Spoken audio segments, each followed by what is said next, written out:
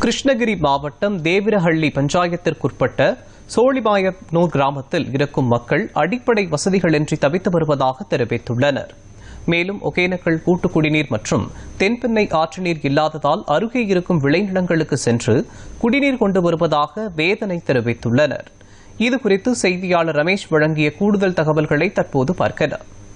கிருஷ்ணகிரி மாவட்டம் தேவிரஹள்ளி பஞ்சாயத்திற்கு உட்பட்ட மோலிவாயனூர் கிராமத்தில் 30க்கும் மேற்பட்ட குடியிருப்பு வீடுகள் உள்ளன. இந்த கிராமத்திற்கு கடந்த 5 ஆண்டுகளாகவே அடிப்படை வசதிகளான சாலை வசதி, குடிநீர் வசதி மற்றும் தெருவிளக்கு வசதி உள்ளிட்டவைகள் இன்றி அவதிப்பட்டு வருவதாகவும், குறிப்பாக கடந்த 5 ஆண்டுகளாகவே ஒகேனக்கல் கூட்டு குடிநீர் மற்றும் தென்பெண்ணை ஆற்று நீர் இல்லாததால் அருகே இருக்கும் விளை நிலங்களுக்கு சென்று குடிநீர் கொண்டு வருவதாகவும் வேதனை தெரிவித்து வராங்க.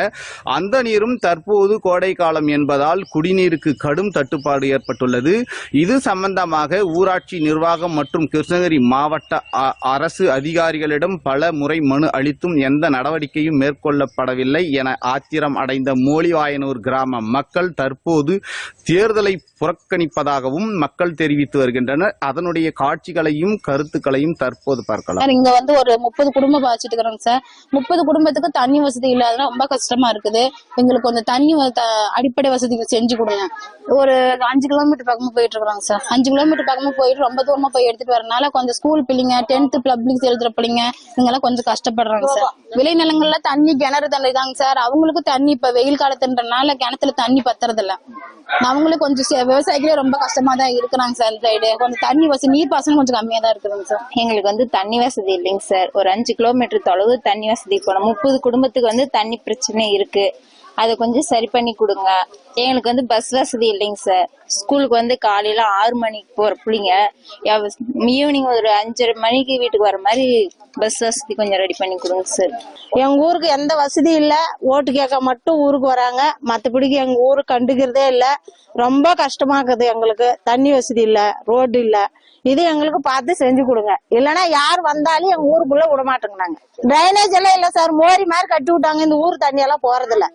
அவங்க மோர் தண்ணி போற மாதிரி எங்க சார் கட்டி விட்டுங்கிறாங்க. ரோடு வசதி வேணும். ஊருல இருந்து கீரை தண்ணி நிக்கிறது எல்லாம் பசங்களுக்கு ரொம்ப கஷ்டமா இருக்குது. தண்ணி போகணும் வெளியா.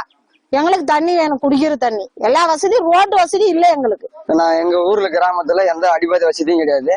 தண்ணி இல்ல, ரோடு வசதி கிடையாது. ஓட்டு கேட்கறதுக்கு மட்டும் தான் 5 வருஷத்துக்கு ஒரு முறை தான் அந்த ஊர் பக்கம் வருவாங்க. 5 வருஷமா கால் வைக்க மாட்டாங்க. ஓட்டு வாங்கிட்டாங்கன்னா அவ்வளவு கால் வைக்க மாட்டாங்க. இந்த இடத்துல எல்லாம் மழை பெஞ்சுன்னா ஃபுல்லா தண்ணி நின்னுக்கும். மழை காலம் தண்ணி நிற்கும். அப்போ வந்து குழந்தைங்களுக்கு கொசு கடி, கொசு உருவாச்சுன்னா குழந்தைங்களுக்கு தான் டெங்கு, மலேரியா, காய்ச்சல் எல்லாம் உருவாகுது பசங்களுக்கு.